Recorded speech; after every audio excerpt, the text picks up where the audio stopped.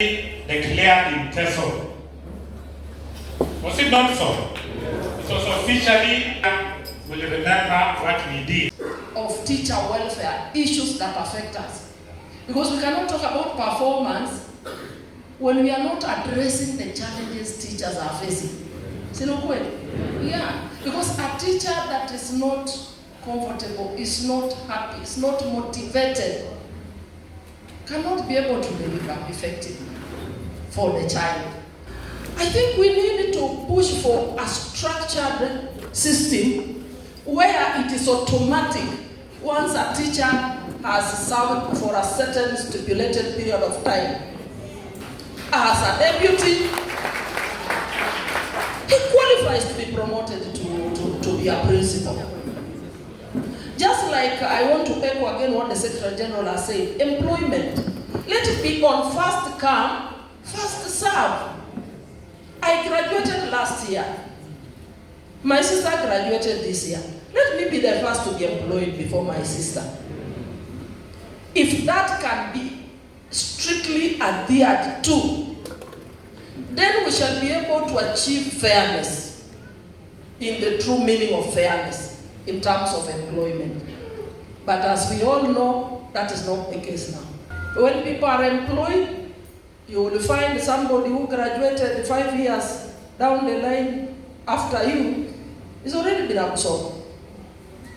Once we have systems and we have laws and we all adhere and observe, then we will achieve this fairness or justice for each other. Teachers who are employed to teach in the GSS or the GSS program, most of them who are trained to teach in secondary schools, they are secondary school teachers. So you find a teacher has been posted to some remote primary school somewhere. Psychologically, that is not what you prepared to do, or that's not the position you have been trained or prepared to take. So these teachers are demotivated. They are demotivated, I want to tell you. Majority of them. There is a need for TSC to review, do an assessment, and give room for transfer from JSS to secondary. So that some of these teachers who wish to move to secondary schools can be moved. And we have others as we continue to employ whom we can post to JSS. Then that way we can have a motivated teacher in class who is going to give us better results. We are moving forward to form what we call a federation of teachers in this country. So that teachers speak in one voice, the government will listen. In East Africa, we have a federation. In this country, we used to have one strong union. And even the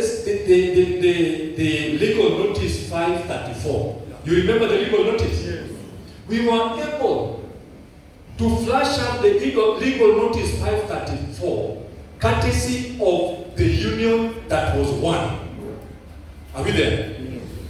We have seen how difficult, how painful,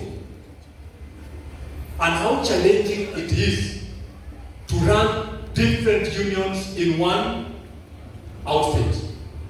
Teachers cannot afford to belong to different unions. Teachers Service Commission made the biggest blunder in the arrangement of employing teachers in this country. Do you know it is morally wrong? I don't want to talk about the legal aspect. It is morally wrong to refer to a teacher as an intern. The teacher has gone to college, has qualified, and working with the rest who are equally qualified. And then you say this is an intern.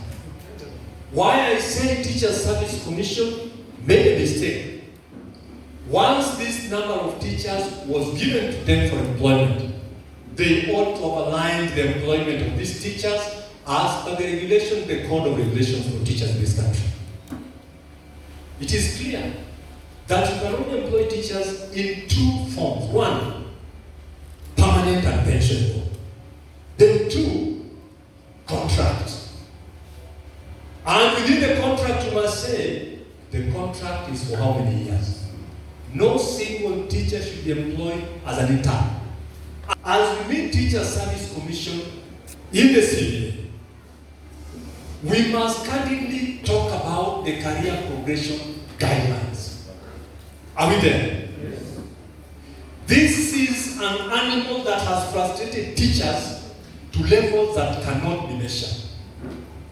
So that the job evaluation that was conducted by PricewaterhouseCoopers only gave room in the CPG so that a deputy head teacher and a head teacher could be moved to those other levels, forgetting even the graduates that were here. And I will tell you, this job evaluation was wrong. It was wrong, and I want to prove it. Do you know they came out saying that the person who does a lot of work in a school and who should be promoted is the deputy head and the head? Do you think those are the people, sorry, heads and deputies who are here? Do you think it is only deputies and heads who work in schools? I want to tell you, and my argument was this: the head teacher is on paternity leave, and the deputy head teacher is sick. Are you telling me that school will not run?